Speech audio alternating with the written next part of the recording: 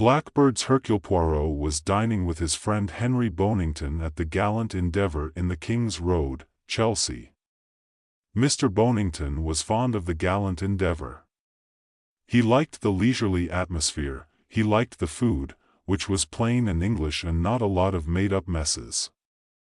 He liked to tell people who dined with him they're just exactly where Augustus John had been wont to sit and draw their attention to the famous artists' names in the visitor's book.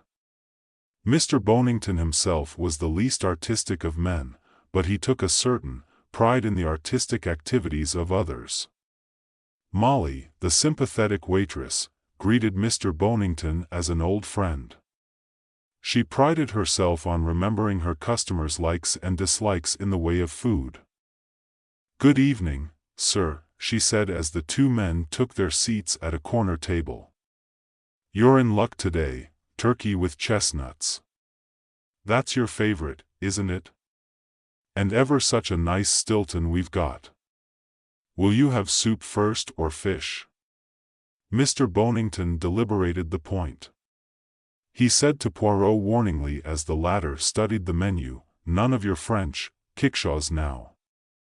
Good, well-cooked English food, my friend." Hercule Poirot waved his hand.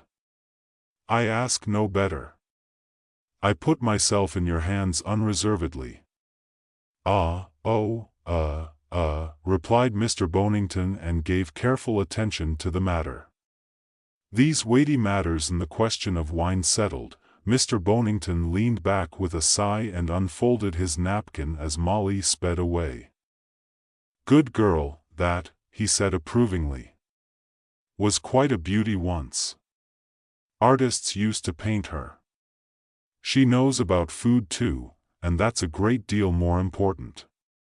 Women are very unsound on food as a rule. Ask many a woman. If she goes out with a fellow she fancies, she won't even notice what she eats. She'll just order the first thing she sees." Hercule Poirot shook his head. "Sit, men. Aren't like that, thank God," said Mr. Bonington complacently. "Never." There was a twinkle in Hercule Poirot's eye. "Well, perhaps when they're very young," conceded Mr. Bonington. "Young puppies. Young fellows nowadays are all the same, no guts, no stamina. I've no use for the young, and they," he added with strict impartiality, "have no use for me. Perhaps they're right. But to hear some of these young fellows talk, you'd think no man had a right to be alive after 60. From the way they go on, you'd wonder more of them didn't help their elderly relations out of the world." "It is possible," said Hercule Poirot, "that they do. Nice mind you've got, Poirot, I must say. All this police work saps your ideals." "To me," he said, "it would be interesting to make a table of accidental deaths over the age of 60. I assure you it would raise some curious speculations in your mind. The trouble with you is you started going to look for crime instead of waiting for crime to come to you." "I apologize," said Poirot. "I talk what you call the shop. Tell me, my friend, of your own affairs. How does the world go with you?" "Mess," said Mr. Bonington, "that's what's the matter with the world nowadays. Too much mess and too much fine language. The fine language helps to conceal the mess, like a highly flavored sauce concealing the fact that the fish underneath is none of the best. Give me an honest fillet of sole and no messy sauce over it." It was given him at that moment by Molly, and he grunted approval. "Ah, you know just what I like, my girl," he said. "Well, you come here pretty regular, don't you, sir? I ought to know what you like." Hercule Poirot said, "Do people then always like the same things? Don't they like a change sometimes?" "Oh, not gentlemen, sir. Ladies like variety. Gentlemen always like the same thing." "What did I tell you?" grunted Bonington. Women are fundamentally unsound where food is concerned. He looked around the restaurant. The world's a funny place. See that oddly looking old fellow with a beard in the corner? Molly will tell you, he's always here on Tuesdays and Thursday nights. He has come here for close on 10 years now. He's a kind of landmark in the place, yet nobody here knows his name or where he lives or what his business is. It's odd when you come to think of it. When the waitress brought the portions of turkey, he said, "I see you've still got old Father Time over there." Well, that's right, sir, Tuesdays and Thursdays his days are. Not but what he came in here on a Monday last week. It quite upset me. I felt I got my dates wrong, that it must be Tuesday without my knowing it. But he came in the next night as well. So the Monday was just a kind of extra, so to speak. An interesting deviation from habit, murmured Poirot. I wonder what the reason is. Well, sir, if you ask me, I think he'd had some kind of upset or worry. Why did you think that? His manner? Well, no sir, not his manner exactly. He was very quiet, as he always is, never says much except good evening when he comes and goes. No, it was his order. His order? Well, I dare say you gentlemen will laugh at me. Molly flushed up. But when a gentleman's been here for 10 years, you get to know what he likes and dislikes. He never could bear se pudding or blackberries, and I've never known him take thick soup. But on that Monday night, he ordered thick tomato soup, beef steak and kidney pudding, and blackberry tart. Seemed as though he just didn't notice what he'd ordered. Do you know, said Hercule Poirot, I find that extraordinarily interesting. Molly looked gratified and departed. Well, Poirot, said Henry Bonington with a chuckle, let's have a few deductions from you all in your best manner.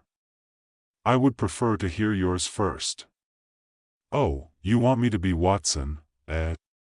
Well, old fellow went to a doctor, and the doctor changed his diet to thick tomato soup, steak and kidney pudding, and blackberry tart. I cannot imagine any doctor doing that. Don't believe it, old boy. Doctors will put you on to anything. That is the only solution that occurs to you, Henry Bonington said. Well, seriously, I suppose there's only one explanation possible. Our unknown friend was in the grip of some powerful mental emotion. He was so perturbed by it that he literally did not notice what he was ordering or eating. He paused a minute and then said, "You'll be telling me next you know just what was on his mind. You'll say perhaps he was making up his mind to commit a murder." He laughed at his own suggestion. Hercule Poirot did not laugh. It was some 3 weeks later that Hercule Poirot and Bonington met again. This time their meeting was in the Tube. They nodded to each other, swaying about, hanging on to adjacent straps. Then, at Piccadilly Circus, there was a general exodus, and they found seats right at the forward end of the car, a peaceful spot since nobody passed in or out that way. "Oh, that's better," said Mr. Bonington. "Selfish lot, the human race. They won't pass up the car however much you ask them." Hercule Poirot shrugged his shoulders. "What will you?" he said. "Life is too uncertain." "Well, that's it, here today, gone tomorrow," said Mr. Bonington with a kind of gloomy relish. "And talking of that, do you remember that old boy we noticed at the Gallant Endeavour? I shouldn't wonder if he'd hopped it to a better world. He's not been there for a whole week. Molly is quite upset about it." Hercule sat up. His green eyes flashed. "Indeed," he said. "Indeed. Bonington said, "Do you remember I suggest he didn't been to a doctor and been put on a diet? Diet's nonsense, of course. But I shouldn't wonder if he had consulted a doctor about his health and what the doctor said gave him a bit of a jolt. That would account for him ordering things off the menu without noticing what he was doing. Quite likely the jolt he got hurried him out of the world sooner than he would have gone otherwise. Doctors ought to be careful what they tell a chap." "They usually are," said Hercule Poirot. "This is my station," said Bonington. "Bye-bye. Don't suppose we shall ever know who the old boy was, not even his name. Funny world." He hurried out of the carriage. Hercule Poirot, sitting frowning, looked as though he did not think it was such a funny world. He went home and gave certain instructions to his faithful valet George. Hercule Poirot ran his finger down a list of names. It was a record of deaths within a certain area. Poirot's fingers stopped. Henry Gascoigne, 69. I might try him first. Later in the day, Hercule Poirot was sitting in Dr. McAndrew's surgery just off the King's Road. McAndrew was a tall red-haired Scotsman with an intelligent face. "Gascoigne?" he said. "Yes, that's right. Eccentric old bird. Lived alone in one of those derelict old houses that are being cleared away in order to build a block of modern flats. I hadn't attended him before, but I'd seen him about, and I knew who he was. It was the dairy people who got the wind-up first. The milk bottles began to pile up outside. In the end, the people next door sent word to the police, and they broke the door in and found him. He'd pitched down the stairs and broken his neck. Had on an old dressing gown with a ragged cord. Might easily have tripped himself up with it." "I see," said Hercule Poirot. "It was quite simple, an accident." "That's right. Had he any relations?" "Oh, there was a nephew, used to come along and see his uncle about once a month. Lemaire, his name is George Lemaire. He's a medico himself, lives at Wimbledon." "Was he upset at the old man's death?" "Well, I don't know that I'd say he was upset. I mean, he had an affection for the old man, but he didn't really know him very well." "How long had Mr. Gascoigne been dead when you saw him?" "Ah," said Dr. McAndrew, "this is where we get official. Not less than 48 hours and not more than 72 hours. He was found on the morning of the 6th. Actually, we got closer than that. He'd got a letter in the pocket of his dressing gown, written on the 3rd, posted in Wimbledon that afternoon. It would have been delivered somewhere around 9:20 p.m., that puts the time of death at after 9:20 on the evening of the 3rd. That agrees with the contents of the stomach and the processes of digestion. He had had a meal about 2 hours before death. I examined him on the morning of the 6th, and his condition was quite consistent with death having occurred about 60 hours previously. Around about 10 p.m. on the 3rd. It all seems very consistent. Tell me, when was he last seen alive?" "Well, he was seen in the King's Road about 7 o'clock that same evening, Thursday the 3rd, and he dined at the Gallant Endeavour restaurant at 7:30. It seems he always dined there on Thursdays. He was by way of being an artist, you know, an extremely bad one. He had no other relations, only this nephew. There was a twin brother. The whole story is rather curious. They hadn't seen each other for years, it seems. The other brother, Anthony Gascoigne, married a very rich woman and gave up art, and the brothers quarreled over it. They hadn't seen each other since, I believe. But oddly enough, they died on the same day. The elder twin passed away at 3 o'clock on the afternoon of the 3rd. Once before I've known a case of twins dying on the same day in different parts of the world. Probably just a coincidence, but there it is. Is the other brother's wife alive? No, she died some years ago. Where did Anthony Gascoigne live? Oh, he had a house on Kingston Hill. He was, I believe, from what Dr. Lur tells me, very much of a recluse. Hercule Poirot nodded thoughtfully. The Scotsman looked at him keenly. What exactly have you got in your mind, M. Poirot? He asked bluntly. I've answered your questions, as was my duty, seeing the credentials you brought. But, I'm in the dark as to what it's all about, Poirot said slowly. A simple case of accidental death, that's what you said.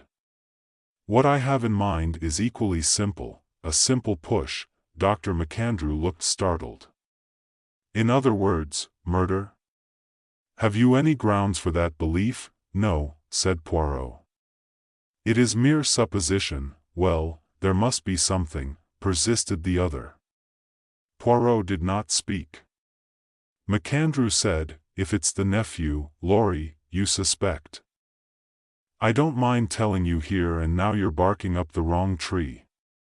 Laurie was playing bridge in Wimbledon from 8:30 till midnight. That came out at the inquest, Poirot murmured, and presumably it was verified. The police are careful, the doctor said. Perhaps you know something against him. I did not know there was such a person until you mentioned him. Well then, you suspect somebody else? No, no, no. It is not that at all. It is a case of the routine habits of the human animal. That is very important. And the dead M. Gascoigne does not fit in. It is all wrong, you see. I really don't understand, Hercule Poirot murmured. The truth is, there is too much sauce over the bad fish. My dear sir, Hercule smiled. You will be having me locked up as a lunatic soon, Doctor. But I am not really a mental case. Just a man who has a liking for order and method and who is worried when he comes across a fact that does not fit in. I must ask you to forgive me for having given you so much trouble. He rose, and the doctor rose also. You know, said McAndrew, honestly, I can't see anything the least bit suspicious about the death of Henry Gascoigne. I say he fell, you say somebody pushed him. It's all well in the air.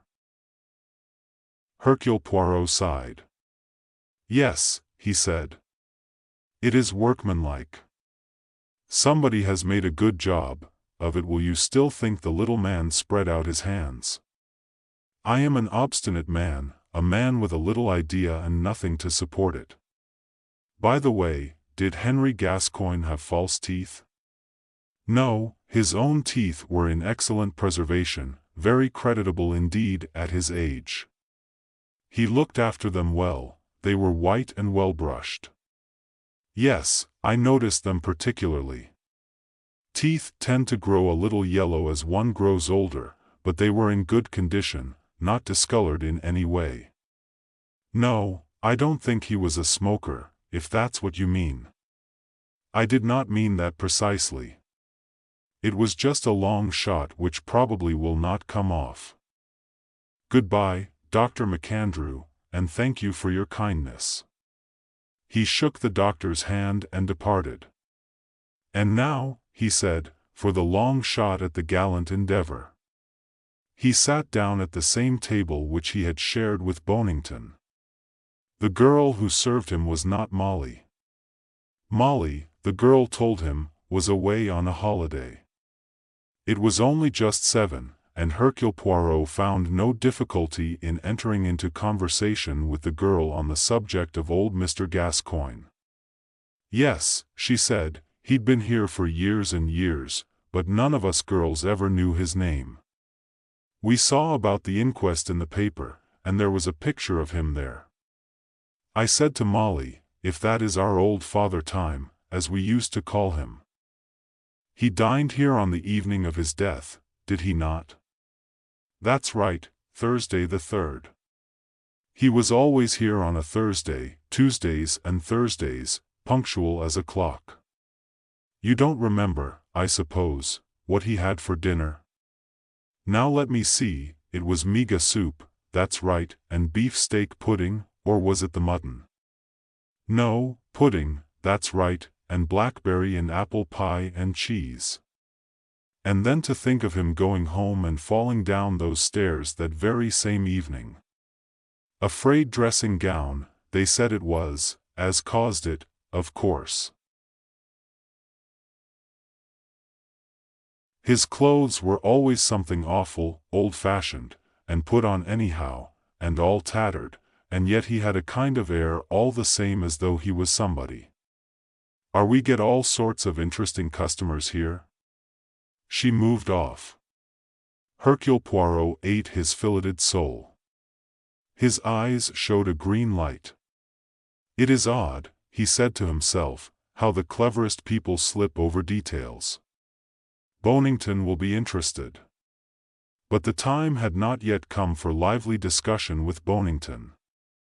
Armed with an introduction from a certain influential quarter, Hercule Poirot found no difficulty at all in dealing with the coroner for the district. A curious figure, the deceased man Gascoigne, he observed, a lonely, eccentric old fellow, but his deceased seems to arouse an unusual amount of attention. He looked with some curiosity at his visitor as he spoke. Hercule Poirot chose his words carefully. There are circumstances connected with it, monsieur, which make investigation desirable. Well, how can I help you?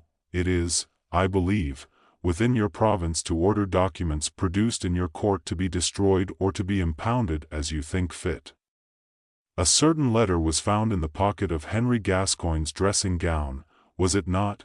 That is so, a letter from his nephew, Dr. George Lura, quite correct. The letter was produced at the inquest as helping to fix the time of death, which was corroborated by the medical evidence. Exactly, is that letter still available? Hercule Poirot waited rather anxiously for the reply. When he heard that the letter was still available for examination, he drew a sigh of relief. When it was finally produced, he studied it with some care. It was written in a slightly cramped handwriting with a stylographic pen. It ran as follows: Dear Uncle Henry, I'm sorry to tell you that I have had no success as regards Uncle Anthony. He showed no enthusiasm for a visit from you and would give me no reply to your request that he would let bygones be bygones.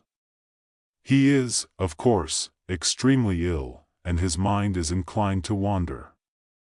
I should fancy that the end is very near. He seemed hardly to remember who you were. I'm sorry to have failed you, but I can assure you that I did my best. Your affectionate nephew, George Lura. The letter itself was dated November 3rd. Poirot glanced at the envelope. Postmark 4:30 p.m., November 3rd. He murmured, it is beautifully in order, is it not? Kingston Hill was his next objective. After a little trouble, with the exercise of good-humored pugnacity, he obtained an interview with Amelia Hill, cook-housekeeper to the late Anthony Gascoigne. Mrs. Hill was inclined to be stiff and suspicious at first, but the charming geniality of this strange-looking foreigner would have had its effect on a stone. Mrs. Amelia Hill began to unbend.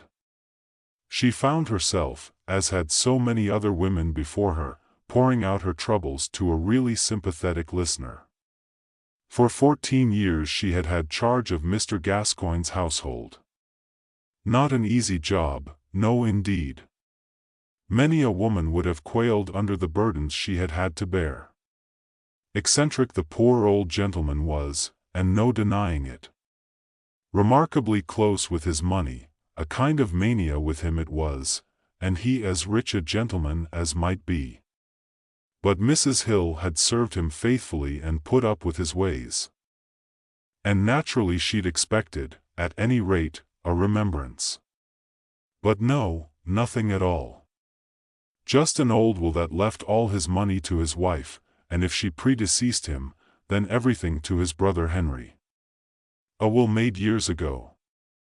It didn't seem fair. Gradually, Hercule Poirot detached her from her main theme of unsatisfied cupidity. It was indeed a heartless injustice. Mrs. Hill could not be blamed for feeling hurt and surprised. It was well known that Mr. Gascoigne was tight. Fussed about money. It had even been said that the dead man had refused his only brother assistance. Mrs. Hill probably knew all about that. Was it that Dr. Laura came to see him about? Asked Mrs. Hill. I knew it was something about his brother, but I thought it was just that his brother wanted to be reconciled. They'd quarreled years ago, I understand, said Poirot, that Mr. Gascoigne refused absolutely. That's right enough, said Mrs. Hill with a nod. Henry, he says, rather weak-like. What's this about Henry? Haven't seen him for years and don't want to. Quarrelsome fellow, Henry. Just that. The conversation then reverted to Mrs. Hill's own special grievances and the unfeeling attitude of the late Mr. Gascoigne's solicitor. With some difficulty, Hercule Poirot took his leave without breaking off the conversation too abruptly, and so just after the dinner hour, he came to Elmcrest, Dorset Road, Wimbledon, the residence of Dr. George Lorimer. The doctor was in. Hercule Poirot was shown into the surgery, and there presently Dr. George Lorimer came to him, obviously just risen from the dinner table. I am not a patient, doctor, said Hercule Poirot, and my coming here is perhaps somewhat of an impertinence, but I'm an old man, and I believe in plain and direct dealing. I do not care for lawyers and their long-winded, roundabout methods. He had certainly aroused Lorimer's interest. The doctor was a clean-shaven man of middle height. His hair was brown, but his eyelashes were almost white, which gave his eyes a pale, boiled appearance. His manner was brisk and not without humor.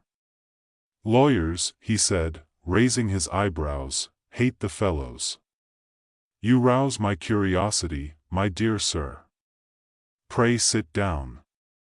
Poirot did so and then produced one of his professional cards, which he handed to the doctor. George Lorimer's white eyelashes blinked. Poirot leaned forward confidentially. A good many of my clients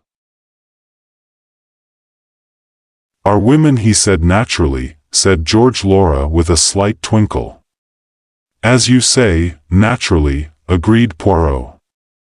Women distrust the official police. They prefer private investigations.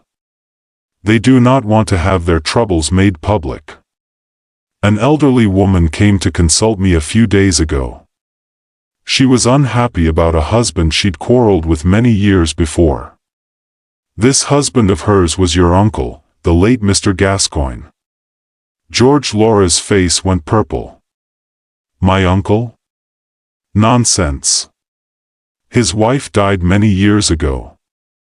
Not your uncle Mr. Anthony Gascoigne, your uncle Mr. Henry Gascoigne. Uncle Henry? But he wasn't married. Oh yes, he was, said Hercule Poirot, lying unblushingly. Not a doubt of it. The lady even brought along her marriage certificate. It's a lie, cried George Laura. His face was now as purple as a plum. I don't believe it. You're an impudent liar. It is too bad, is it not? Said Poirot.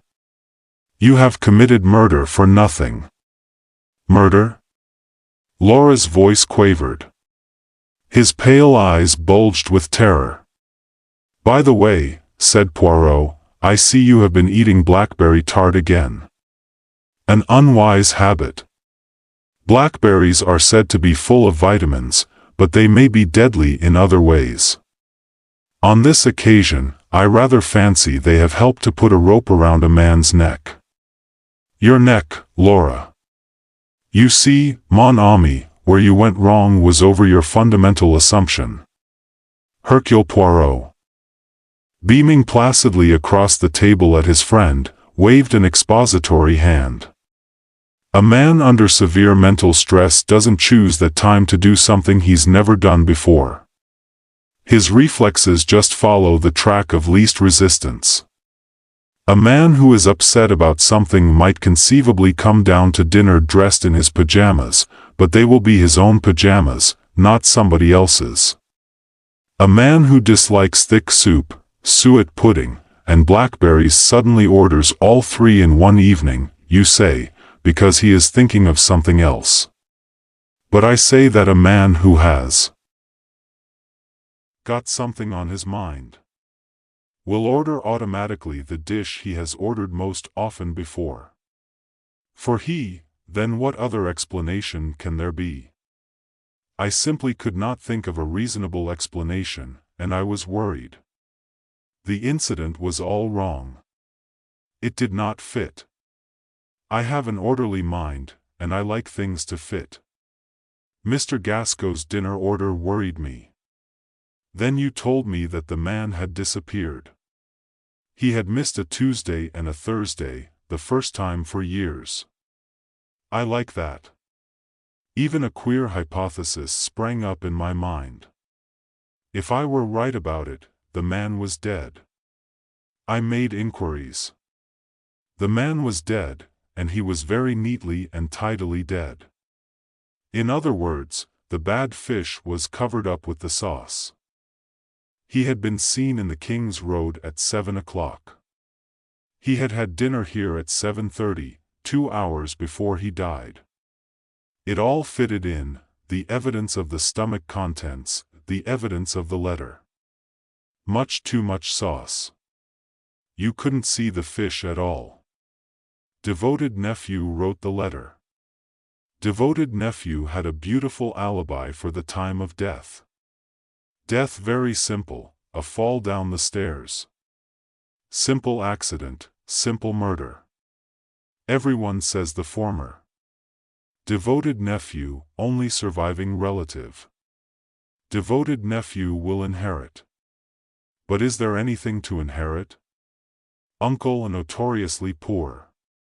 But there is a brother, and brother in his time had married a rich wife. And brother lives in a big rich house on Kingston Hill. So it would seem that rich wife must have left him all her money. You see the sequence, rich wife leaves money to Anthony, Anthony leaves money to Henry, Henry's money goes to George. A complete chain.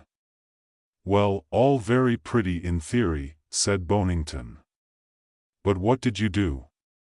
Once you know, you can usually get hold of what you want. Henry had died 2 hours after a meal. That is all the inquests really bothered about. But supposing the meal was not dinner but lunch? Put yourself in George's place. George wants money badly. Anthony Gascoigne is dying, but his death is no good to George. His money goes to Henry, and Henry Gascoigne may live for years. So Henry must die too, and the sooner, the better. But his death must take place after Anthony's, and at the same time, George must have an alibi. Henry's habit of dining regularly at a restaurant on 2 evenings of the week suggests an alibi to George. Being a curious fellow, he tries out his plan first. He impersonates his uncle on Monday evening at the restaurant in question. It goes without a hitch, everyone there accepts him as his uncle. He is satisfied.